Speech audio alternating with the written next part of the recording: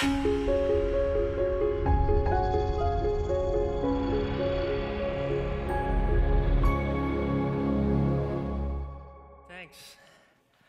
So hi all, thank you for coming. So many people on the IT track and going to a security talk, that's amazing. Yesterday we had a great unhackable track as well, I think. How many of you went to the unhackable track, by the way? That's pretty good, that's good to see. So I was a hacker since I was 14 years old, and I was developing code since I was 9 years old. And then when I went to high school, we had like all kinds of cool web applications, and such as for grading, for your schedule. And I thought this was really cool how these systems worked internally, and then also like how can you like change them, how can you hack them a little bit.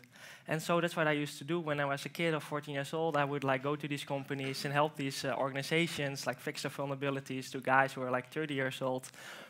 And this kind of became bigger. I went from high school, hacked Advice Marktplaats on their security after hacking them, so the bad guys couldn't come in. And did it for LinkedIn. I did a talk, especially on how we hacked LinkedIn, going in depth onto their security systems and to their defenses. And I was intrigued by how you could hack companies in order to help them. And I wanted to do this at scale. And when I started hacking these companies or advising these companies on security vulnerabilities, like the first response I would get is like, oh, we're going to sue you. Watch out, like don't hack us, don't try to advise us, don't try to find the vulnerability because we're going to sue you because you can't do this. And now over time, this has changed.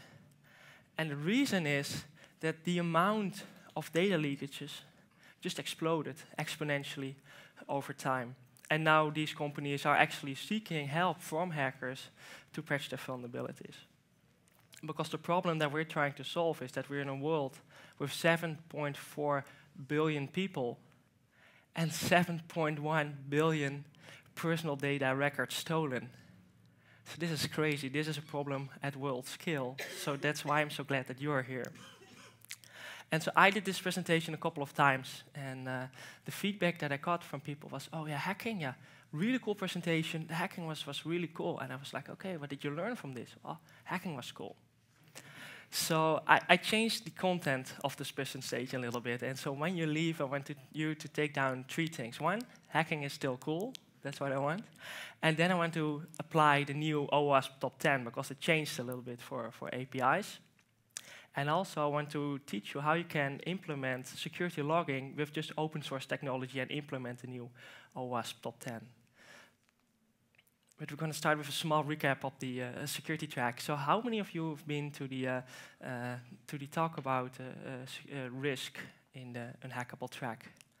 Okay, that was great. So we talked about user experience versus security experience, like SX. So we're going to talk about GOTO, SEX, and the talk started with like, okay, how can we reduce complexity? So because we drive down complexity, you have less bugs in your code, and therefore you also have less security bugs in your code, the security vulnerabilities. And then we went to defense in depth. How can you use Spring and Spring Security to create layers of defense in your application? So if one layer of this defense system breaks, you still have several other layers that can take over that can protect your application. And then Chris Valasek, he was talking about ubiquitous vulnerability in cars. Like you had so many systems, and the architecture like wasn't right to protect these several components from going from boundary to boundary and stopping an exploit from being successful and taking over the entire system with just so many vulnerable components in cars. And then one talk I thought was really interesting was the head of research of Signal Sciences, and he was talking about doing test-driven development, running tools in your CI/CD pipeline that you can just run automatically that scan your system for security vulnerabilities. And Gauntlet is a tool you should really look up. And then I was talking about how to do Docker in production, like stopping the next JavaScript 0 days from getting in production because you can scan your components for known vulnerabilities. And apparently there are quite many known vulnerabilities in just an off-the-shelf Docker container. And then talk about blockchain, like using the same security primitives, but then apply to a cryptocurrency. So you still have the same hashes, maybe the same hashes that you use to like pin down the Docker containers to one specific version, but then apply to a cryptocurrency, and then more cryptography by the CISO of KPN. And so if you have to have a high-level overview, you kind of start with, okay, we did some architecture talks. Then we went to like, okay, how can we implement this in code? How can we now go and test that before going to production? Then we go into deployment. And then last part is, of course, the monitoring part, which is an interesting topic to talk about later. Because now we're going to talk about cool exploits in IoT devices. And so I was in San Francisco at a conference. And at the conference, there was this company building connected streetlights. I was like, hey, this is really interesting. And he gave a presentation and how much CO2 emissions you could save by connecting these streetlights and then dimming them on an individual level, even dimming them in such a way that you don't increase crime, so you just enough to save energy, and you would like get your money back in 12 months if you do this. But that's not what I saw. I saw that you have an IP address, you have a username, and you can control the streetlights in Jakarta. So that was really cool. So he gave this presentation, and then after his presentation, I sat with him and said, hey, well, there's this top 10 list of most common vulnerabilities. Why don't we try that on the web interface that you have there? Because I, as a hacker, I saw an IP address and a port, and okay, I think we can do interesting things. So the web application opened up with a login screen, so I had to do some authentication. I was like, well, there are pretty many tools to just scan your login screen and just do a brute force attack. So I just like downloaded one of these tools, and like many hackers do, like these are downloaded hundreds of thousands of times. And I run it for 30 seconds, and then this was the screen that I had on my desktop, and it just like had control over the streetlights in Jakarta, just like that in 30 seconds. I knew nothing about the company, nothing about the technology. You just run the tool, and I had access. And he was amazed. He's like, "Wow, this is really easy." So then, once you made it home safe, because the streetlights are off, and all accidents are happening, it's chaotic outside. You come home. And in your home, you have this HEOS device. It's like a connected speaker, so you can run Spotify directly on the speakers just with a tap on the screen. Well, I have one of these devices, but of course I also run audio on them. But I also run Nmap on them. Do a little sports scan. Well, the hacker I am. And it turns out they're running quite a lot of services on this device. It's not a dumb IoT device. It's running a web server. It's running even a front end to configure this thing.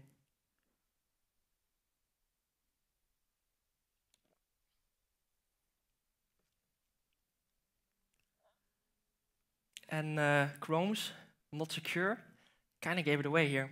I was looking at this interface, and like two interesting things I saw there. It's like you have the wireless SSID name and the passphrase, and it's just right there in the user interface.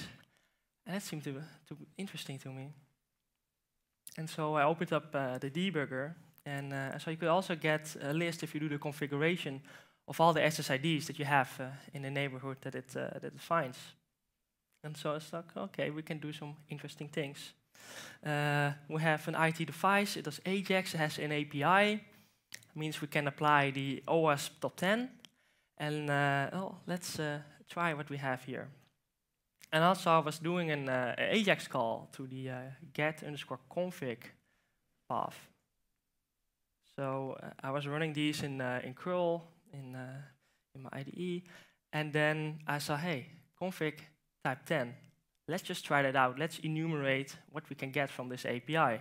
And I did this query, and then this returned the name of the SSID and the password. And there's no authentication at all. So that's okay. This is interesting. But this is just step one. Because, okay, we have the password, but in order to do a request to this IP address, we need to be already on the network.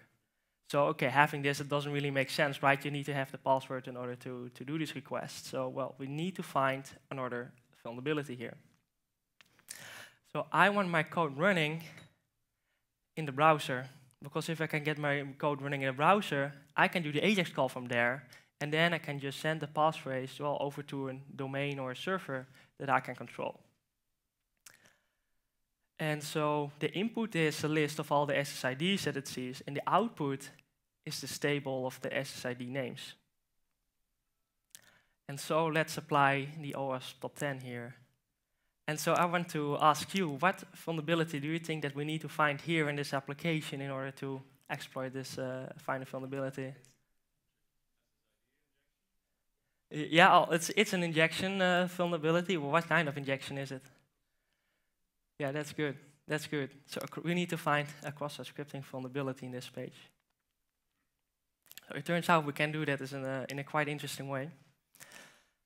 So we find an SSID with the cross-site scripting tag, and then that gets applied to the table, just get injected into the page, and if I do like a script tag there, the script tag should be executed.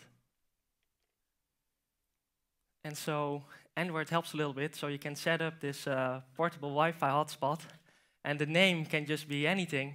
So also a script tag, and with a source that I can control because it's pretty tiny.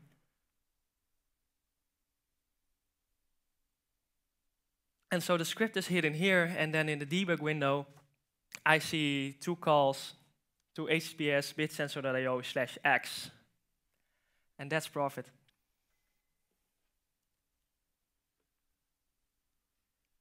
So the only thing that we're left with is just like build some beautiful idiomatic JavaScript code that does two calls. Then one is to the get config with the type 10, so we get the password. And the other AJAX call is to actually send the password away to a server that I can control. And in this case, I'm using request bin. It's a really nice tool to just collect some HTTP requests that you're doing. It's like a debugging tool.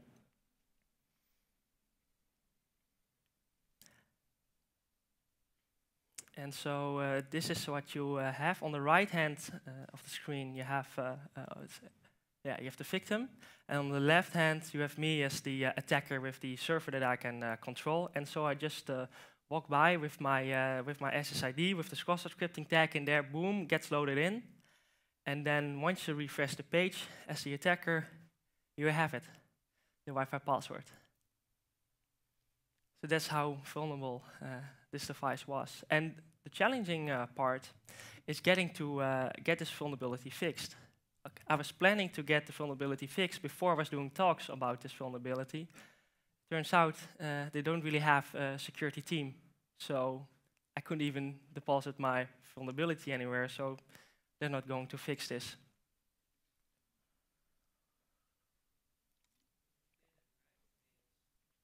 Yeah, yeah.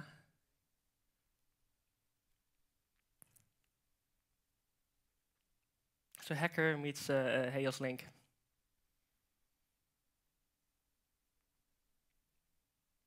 Now, there's one other interesting thing with the OWASP top 10, and it's A7, insufficient attack protection, which seems really strange to be in an OWASP top 10 list, right? Because it's all like exploits, it's vulnerabilities, but insufficient attack protection, isn't this what the entire top 10 list is about? Now, this one is a little bit different. Now, the OWASP top 10 is more about also logging your systems when they're running in production. Like, how can we see how we are attacked? That's basically what it is about. And once you see how you are attacked, okay, how can you then prevent this attack from being successful, or how can you stop the attacker in time before he finds successful vulnerability? And so it's about the last step. It's about the monitoring part here. How can we monitor our systems running in production? After we've done everything to build our systems in a secure way, we've tested them, maybe even a penetration test by some real ethical hackers. But now, what can we do to monitor them and see how they're actually attacked in real life? And the problem here that we're trying to solve is this.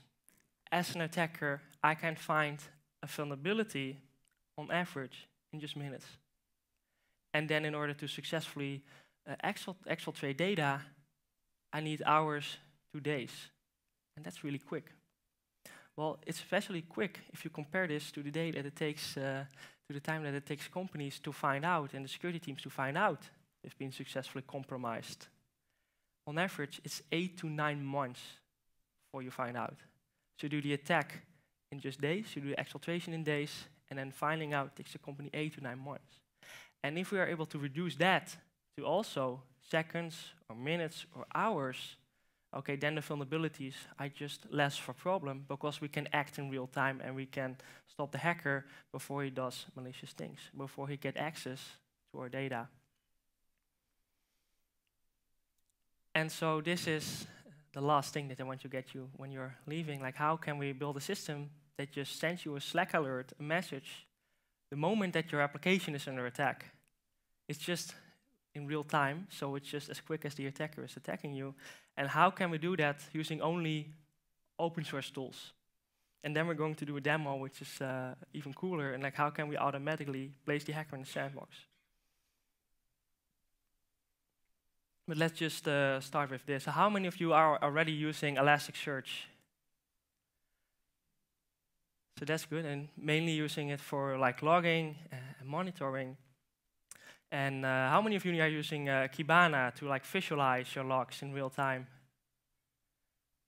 That's pretty good. And how many of you are using like ElasAlert or alerting as a use case? Okay, well, we'll get more hands up later. And so ElasAlert is this open source plugin for Elasticsearch that you can just use to do alerting on your data in real time. So for the people who don't know what Elasticsearch is, it's like this engine where you can store logs and you can search logs in real time. And Kibana is used to like visualize these logs. And with ElasAlert, you can do real-time alerting on them. So hey, if one IP address is doing an attack, okay, you get an alert with a Slack message, or you get an email, or you do a Jira ticket, whatever. They have all of the integrations. And so this is just an example of like monitoring in a production environment with Kibana. And so what we've done is like we've built ElasAlert into Kibana itself. So you have a really nice interface for using ElasAlert just inside Kibana, so you don't have to mess around with configuration files anymore. You can just use it straight in Kibana. This is open source. If you go to ElasAlert, you will find this plugin for Kibana, so you can just now build it at the same place. And what we are now doing is we're building a rule that says, hey, the moment we see an attack, for example, you see a cross-site scripting tag, or see a script tag somewhere in your input, or maybe there's an alert 1 in your input, or there's like union select in your input. Well, these are strings that are very high correlated with attacks. Like a normal user wouldn't like really easily do like an alert pop-up alert box. Like only a developer would maybe do that, or a hacker. And the same thing for like this union select. These are strings that you can just look for that attackers are commonly using. And so you just build it in to your alert. The moment we see the string, we want to do something like send a Slack message.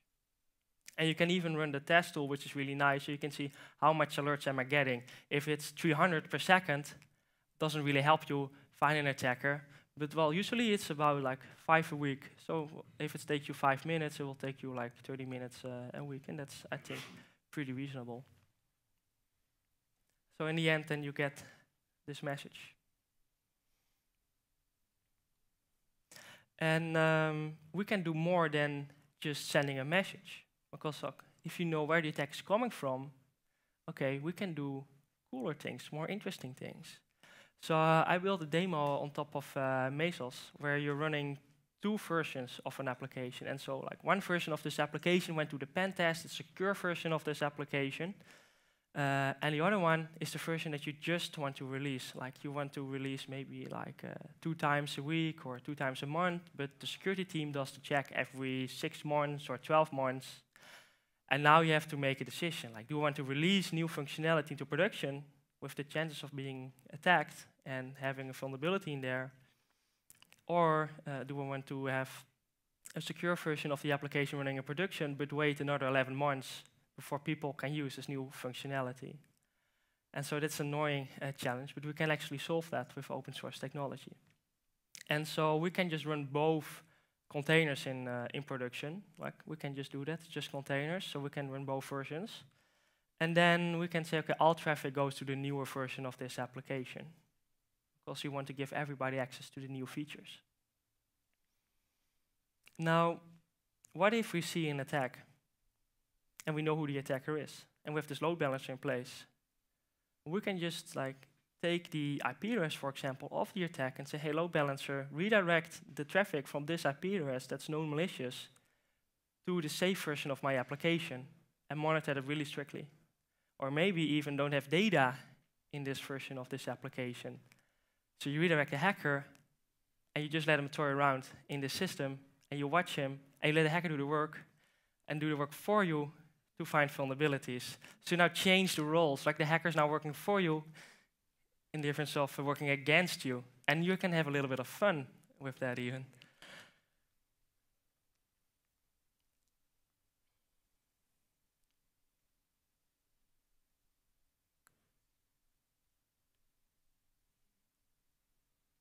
And so here I set up the system. In this case, I was using FAMP to do this for me. And this is like a FAMP configuration file. And what I'm doing here is I'm specifying the two versions, giving it a bit of memory, CPU. And the main difference is that one version is the 1.0 version, and the other one is the 1.1 version. And 1.0 version is somewhat safe, or at least it has been pen tested. And 1.1 version is, well, pretty much certainly not safe because it's new functionality that's not been tested. And so you use this configuration file, you run it into the environment, so it just starts with the containers. And then in one of the containers, or in both of the applications, you build logging in. So in this case, we're using an open source logging framework. In this case, it's a BitSensor framework. And what it does is okay, every request that's coming in, all the input that went with the request, all the exceptions that happened inside this application, we collect that and then we ship that to Elasticsearch. So in real time, we have the capability to monitor our application. It's a little bit of instrumentation combined with good logging. And so you have access to all the data that gets sent into the application. And then once you have this running, here, what I just did as an attacker,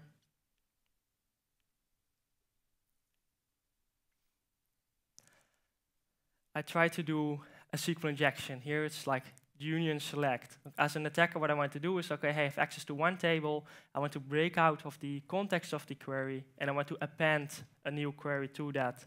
And I do that with the union keyword, and then select data from another table. And so, as an attacker, you need to have a couple of attempts in order to build this successful attack. And then we've set up ElastAlert to look for this union keyword, this union selecting. And the moment that I press OK, I submit this request,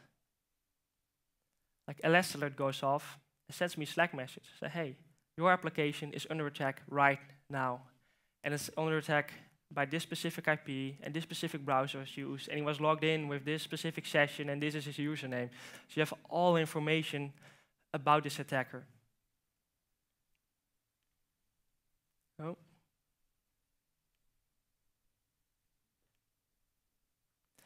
But in this case, sending a ElastAlert message to Slack was not the only response that we can do.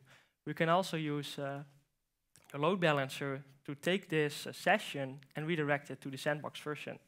And so now what you see is that, hey, I'm not only logged out, right here, I'm not only logged out, I'm actually in a different container.